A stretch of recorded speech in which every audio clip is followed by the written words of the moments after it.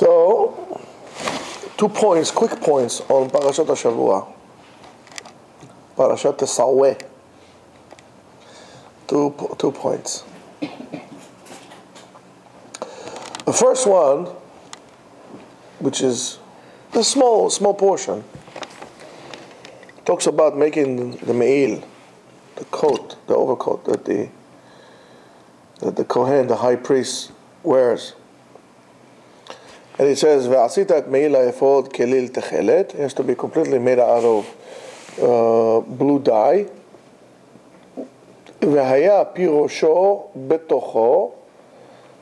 Right? "Safa yeh lefiv, seviv ma'aseh oreg, kefi tachara yeh lo, lo yikara." It tells us how to make it. So, first of all, make it chelet, blue, completely. Then, the opening for the neck. The opening should be folded inside. Why do you have to make it folded inside? The Torah says, in order to prevent it from ripping. So maybe the Torah should say it also, reinforce the seams so they won't rip. What's the inyan in that? Of course, everything that the Torah writes to us, that it's open, so-called, but the physical has a manifestation about the internal or the spiritual. It's a big lesson. The Torah comes to teach us a few things. And sometimes, when you are in a spiritual ecstasy or a spiritual high, you could act in such a hasty way and do things that are not calculated that you might rip your clothes. You're not paying attention. I'm running from one place to another. I'm in a religious ecstasy. Lahat, slowly. To say in the Arabic, shwaya. Or in Turkish, yavash. Slowly. Also, you see it, many times people get this like religious spark in them, or they hear a lecture and they get all inspired, and all of a sudden they're doing things, changing their life from one way to another. Torah tells you, slowly. Yavash, lahat. However, the Torah tells us something else also here. And that refers to the tchelet also. Tchelet is supposed to represent to us, when we have the tchelet on the tzitzit, represent to us shamayim, the color of the sky, which is supposed to remind us and who is the boss, and by doing so, remembering to do tshuva. Now, what does it have to do inside? The Torah wants to teach us that in order to be holy, kodesh, holy, tocho kevaro, inside has to be like the outside. You can be holy when your actions are unholy. You have to be careful from people who would represent themselves as holy people, and all they do is fight and argue and this and that, and regardless of what they were said to them, he's holy. He doesn't deal with those things. You need to be inside like outside. Vaya pi rosho betocho, inside.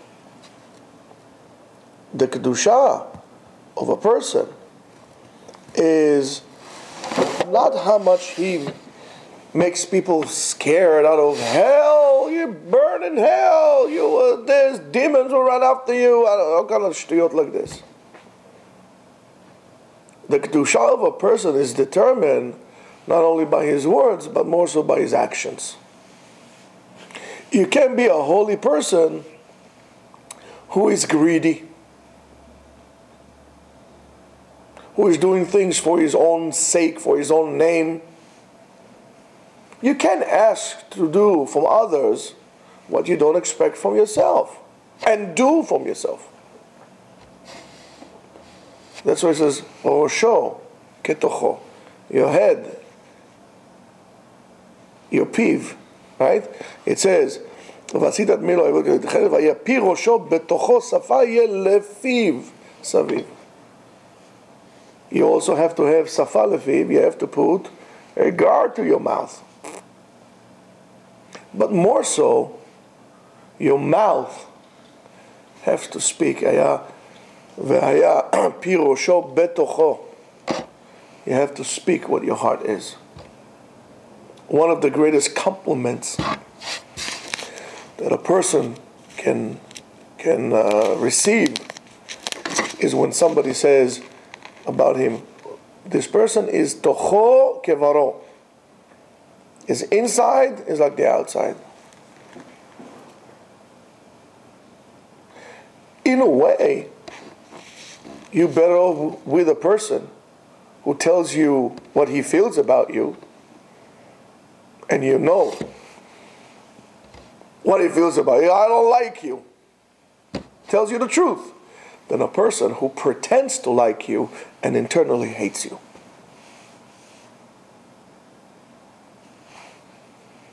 That's how you become holy. That's what it means to do avodat kodesh, holy work. That's what it means. It starts with you, with how genuine and truthful you are. You can't claim to be this holy person who has a fight with this one or fight with the other one. So let's say, for example, argument's sake, let's say Yeshua said something bad about me. I know. So I'm going to now take do a whole, how do you call it, like a whole web page or blog to answer him, to correspond with him. I'll curse him, I'll put cherem on him and so on. I'm not being holy. On the contrary, I'm being drawn into the pit. That's how he wants to do it. Okay, I cannot tell you. Remember, En Adam posel ela bemumo.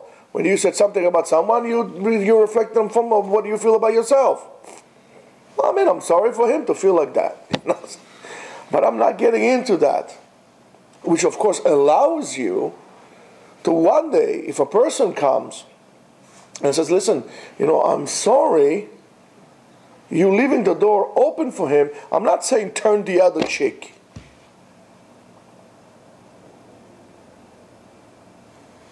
But I'm leaving the door open for him. If he wants to say I'm sorry, for him to allow him in and to allow me to forgive him.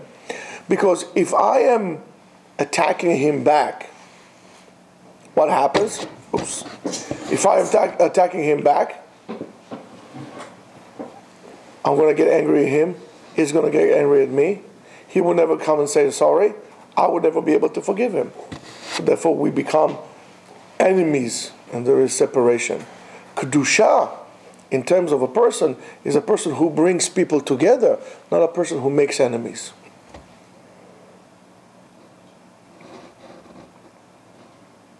And we need to remember that. So be very careful from people who would present themselves to you as holy men and lema'aseh are not acting like one. Talking about holy men, and it's something that we said earlier today, talking about a holy man. We said that this week's parasha is the first parasha since Moshe Rabbeinu was born that his name is not mentioned.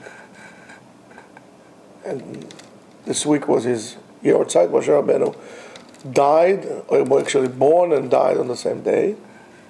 But in this week's parasha is not mentioned. I mean, really, after all Moshe Rabbeinu had done, and on his birthday you take his name out of the Torah, I don't think it's right. What do you think? You think it's right? Moshe? Not you Moses, he's Moshe. However, many Mefarshim would say that that's this punishment.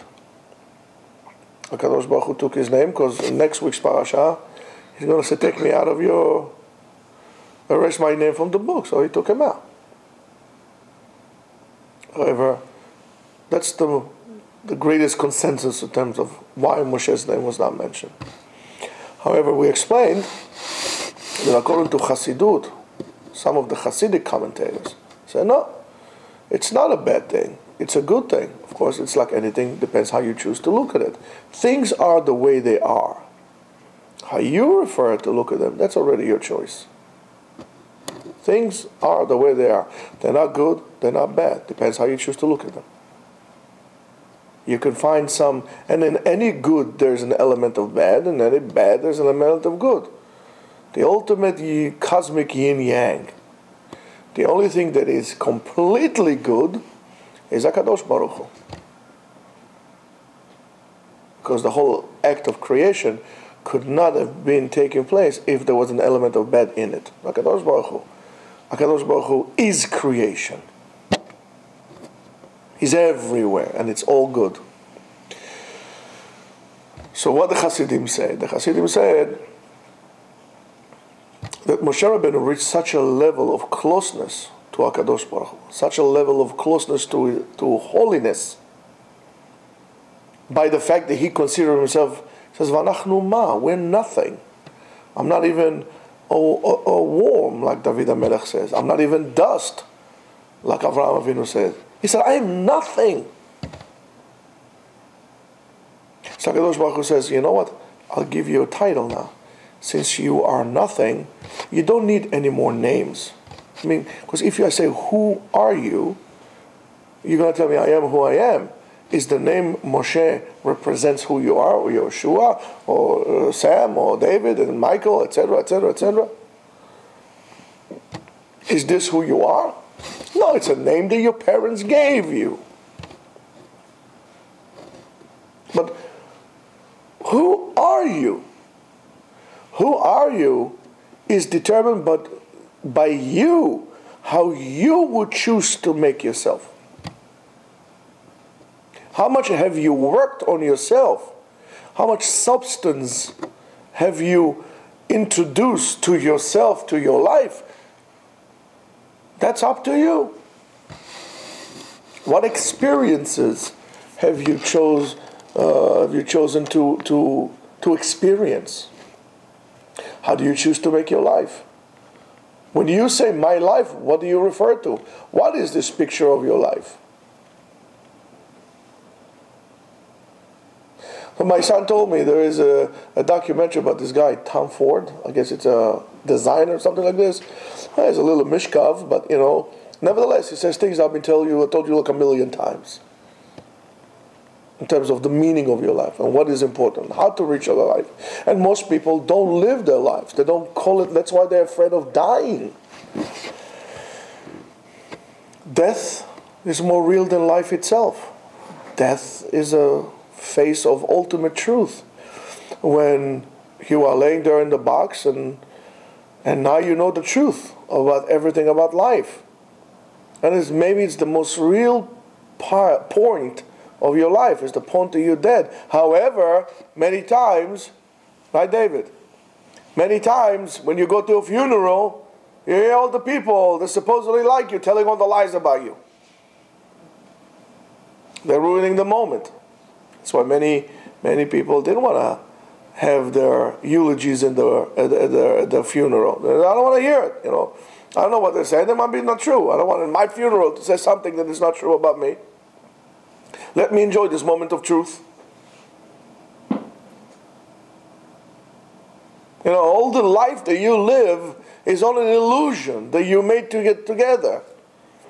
From the movies in which you expose yourself, from other people's desires for you to tell you what to do. You haven't lived your life. Since you haven't lived your life, you're afraid of dying because you haven't lived my life yet. And time goes on and on and on and on and on and on, and you don't live your life. What you are experiencing, most people, is not worthy to be called living.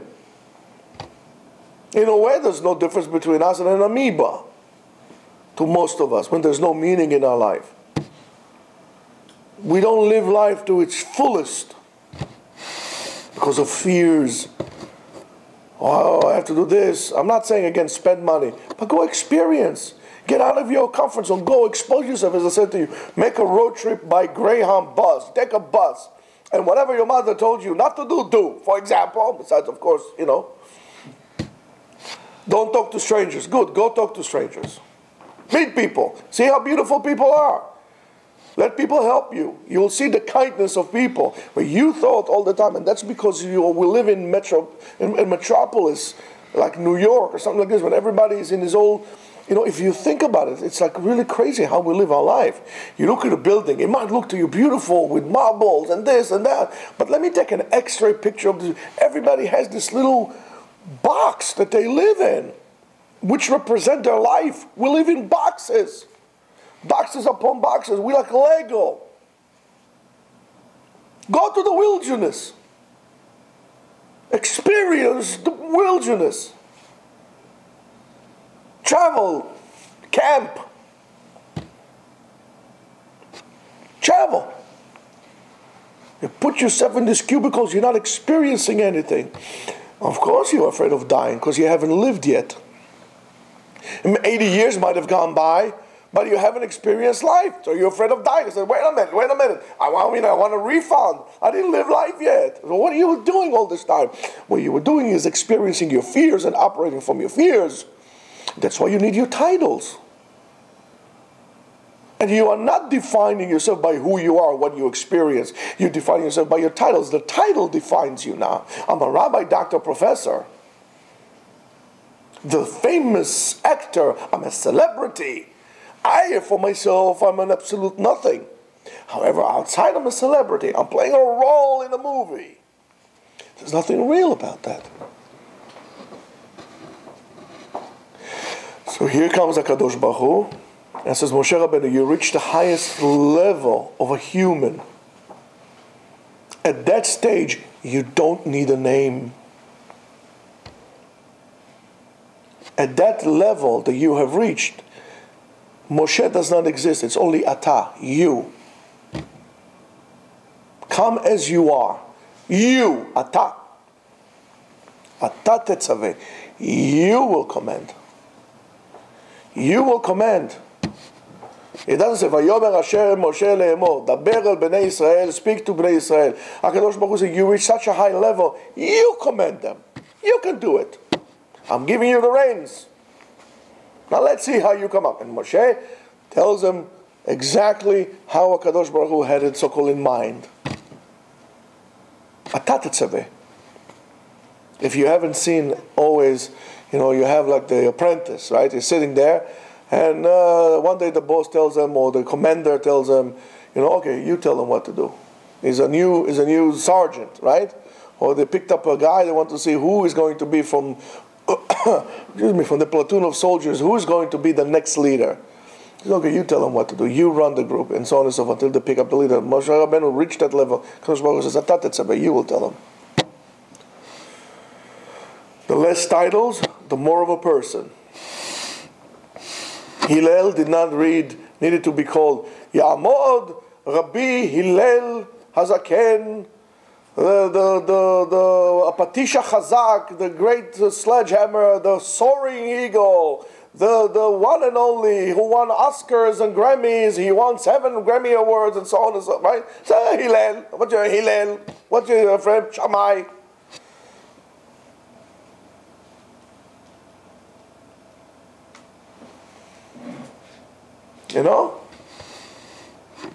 And that's what I said to you. And I said to you a million times. When I say, are you an Orthodox Jew? I said, no, I am a Jew, because I am not an Orthodox Jew. Orthodox Jew gives validity to other branches of so-called Judaism which are not. The Judaism wannabes. As far as I'm concerned, maybe there's more to, in practice, not to radical Islam, but in Islam closer than to Judaism than Reform or Conservative Judaism. At least the Muslims believe in the same God that I believe. Reform or Conservative don't believe in God.